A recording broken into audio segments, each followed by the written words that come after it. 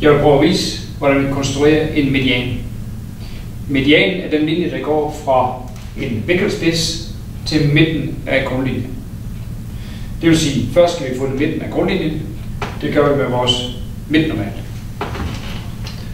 Midtnormalen konstruerer jeg ved at sætte passerspidsen i den ene ende af linjen, tage en vilkårlig afstand, der er større end midten, lave en buestreg under linjen og en buestreg over linjen.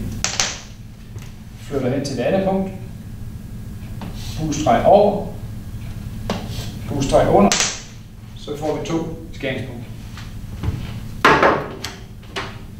De 2 skæringspunkter kan forbinde således.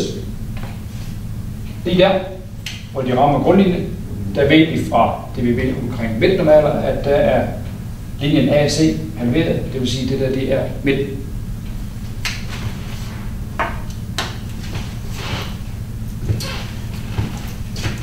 Medianen, den går fra midten af grundlinjen til modstående vinkel, og det vil sige, det er den gule linje, som er tegnet der. Der er selv sagt en median fra C til midten af modstående linje. Der er en median fra A til midten af modstående linje.